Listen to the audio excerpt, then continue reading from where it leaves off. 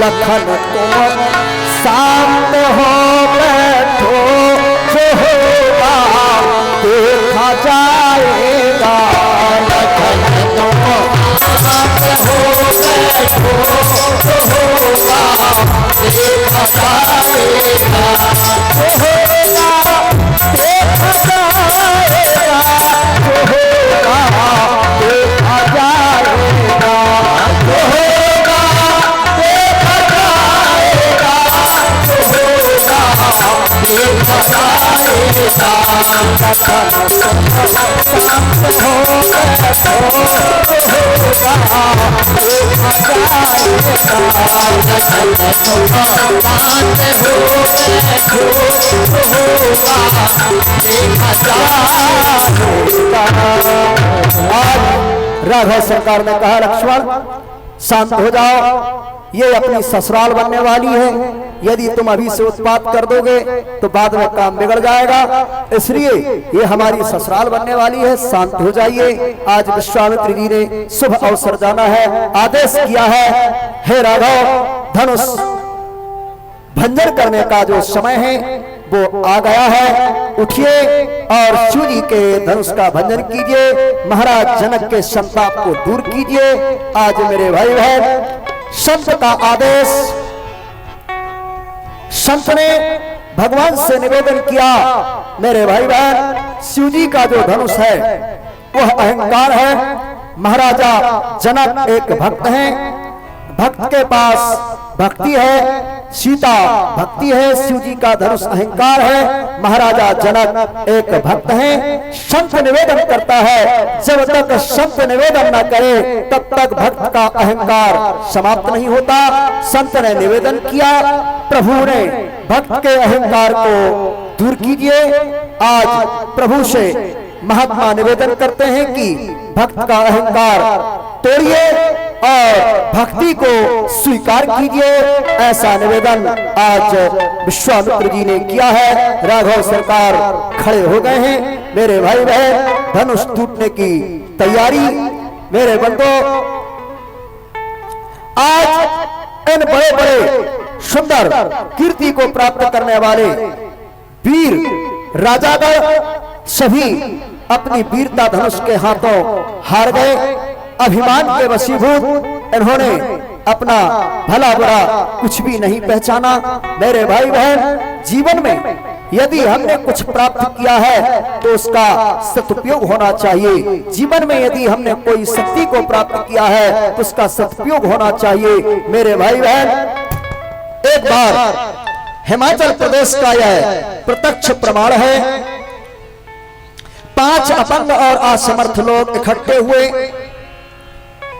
एक अंधा व्यक्ति था, वह कहता है कि भगवान ने मुझे आंख दिया होता तो मैं अपनी दृष्टि से देख करके बिगड़ी हुई वस्तुओं को बनाने का कार्य करता। दूसरा व्यक्ति लंगड़ा था, वह कहता है कि भगवान ने मेरे पैर दिए होते तो मैं दूसरों की सहायता करता। तीसरा व्यक्ति कमजोर था, वह कहता है कि भगवान ने मुझे शक्तिशाली बनाया होता तो मैं संसार के अत्याचारियों को नष्ट कर देता। चौथा व्यक्ति जो मूर्ख था, वह कहता है कि भगवान ने मुझे ज्ञान दिया होता तो मैं संसार में ज्ञान की गंगा बहा देता।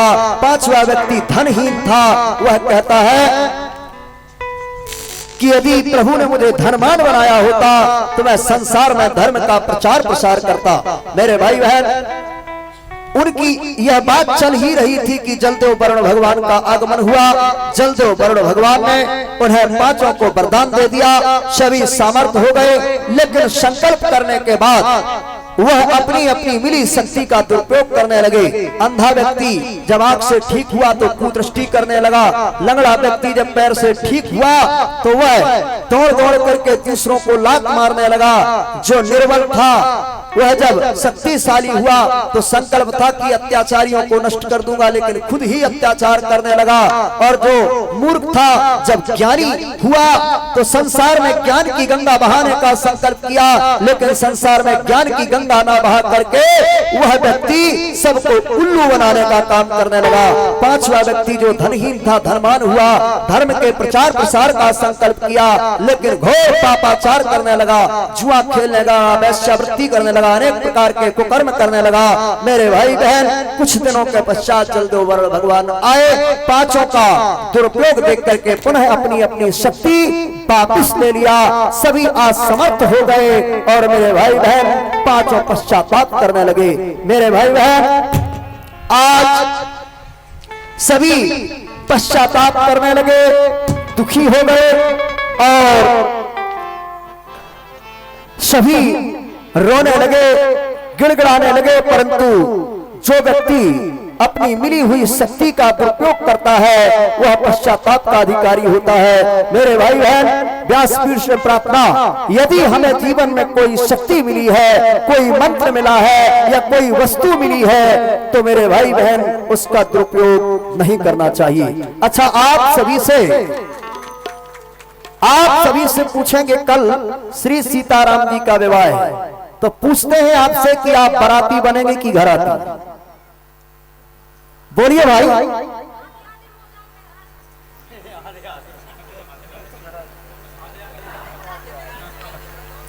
कल श्री सीताराम जी का विवाह है, आप सभी को श्री सीताराम जी का विवाह दर्शन करना है। आप सभी श्री सीताराम विवाह में शामिल होंगे, अधिक से अधिक संख्या में उपस्थित होंगे, परंतु बाराती कोई नहीं रहेगा, सब घराती बनना, दहेज की व्यवस्था होनी चाहिए। कल सब स्वर्ण चांदी बर्तन अर्तन कांसे पीतल सब। तो आइए कल हम सब श्री सीताराम जी के विवाह का दर्शन करेंगे।